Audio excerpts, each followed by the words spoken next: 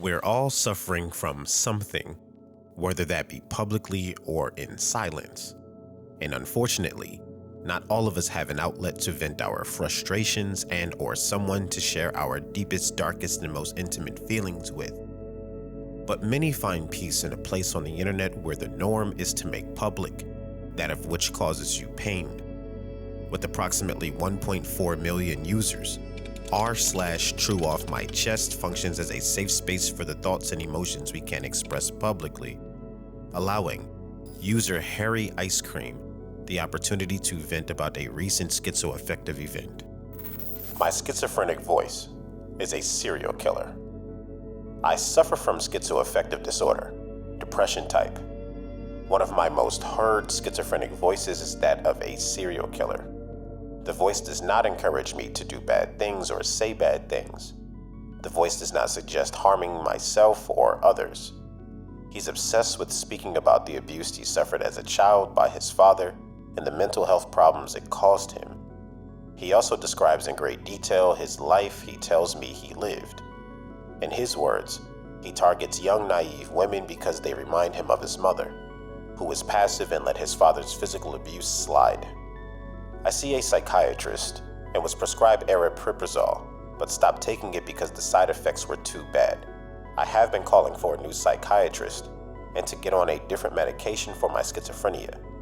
When I was on an aripiprazole, it dumbed him down a lot, but not completely.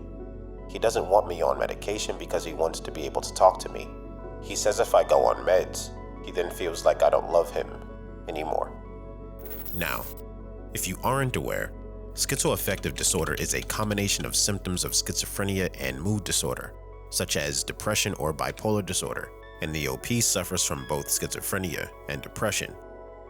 Given the context of the post, it appears as though they've developed a close and personal relationship with one of their auditory hallucinations, and based on their final statement, if he says I'll go on meds, then he feels like I don't love him anymore. One can infer that they may be close friends. But one may also interpret this behavior as manipulative, given the fact that the voice is a self-admitted serial killer. That and the fact that some auditory hallucinations have been documented as being aggressive and or very persuasive. But perhaps it could be both. Now, one thing that really stood out to me was the fact that the OP mentioned that this voice was obsessed with talking about the abuse he suffered as a child by the hands of his father, how it's caused him mental health problems, and how he targets its victims. This implies that this voice has lived a full life with its own experiences, which makes me wonder about the nature of consciousness and if this voice, given its own values, beliefs, and motivations, can be considered a unique identity with the same rights as their host consciousness. But more on that later. The responses to this post were mainly in support of the OP finding the best medication, with some users even sharing their own personal experiences like this one, where this user's mother hears the voices of abused children and sometimes leaves food out for them. She also believes that the police are after her, and she also hears the voice of her non-existent husband.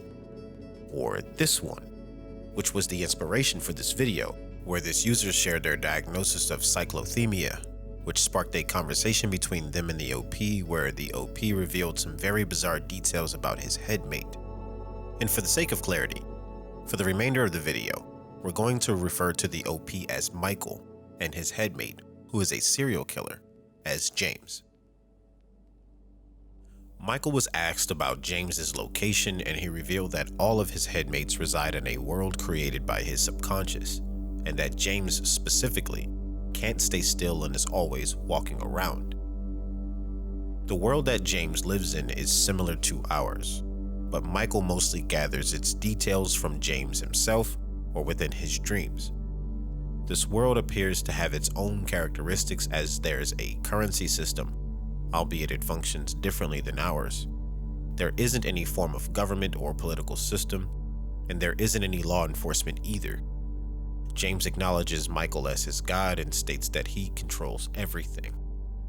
Michael does have other voices, and although James is a serial killer, he hasn't killed them, and that's probably due in part that they're his parents and Michael's own 2 children, so his victims are the people in town where they reside. James also dresses a lot like Michael, but with some slight differences.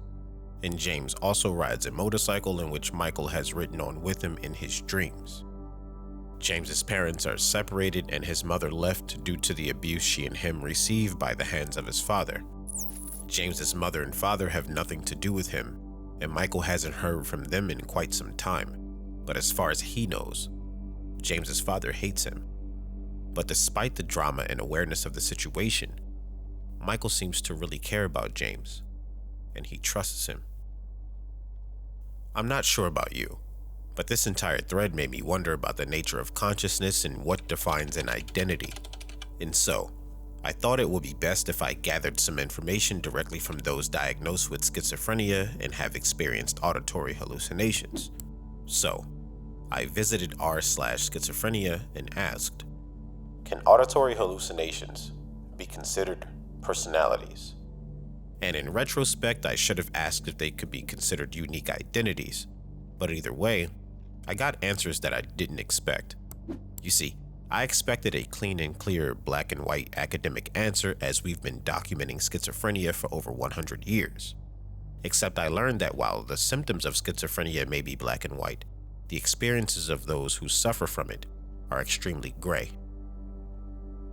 I hear a couple of voices who I suppose could be considered personalities, but they're not real. They're the voices of real people who I know, but the voices themselves are hallucinations and therefore not real. They have distinct characteristics and I suppose their own personalities, but they're definitely not my personalities. They're personalities my schizophrenic brain has created when I've been particularly unwell. Other auditory hallucinations for me are absolute nonsense. I can't make out what they're saying, so they definitely don't have specific personalities. I would say no in my experience. Most of my auditory hallucinations are nonsensical gibberish. A frequent one I have is a voice that narrates everything I do, but I wouldn't consider that a personality. It doesn't have its own thoughts or whatever. As you can see, these are two totally different experiences, and with this information, I realized that there might not be a definitive answer, but that's because I was missing the point. You see, auditory hallucinations can only occur when one is absolutely experiencing a psychotic event, meaning that the psychosis is producing the hallucination and giving it its characteristics and personality, or the appearance of a unique identity. We are who we are, not as a result of a psychosis, but as a result of the natural biochemical processes that formulate the brain.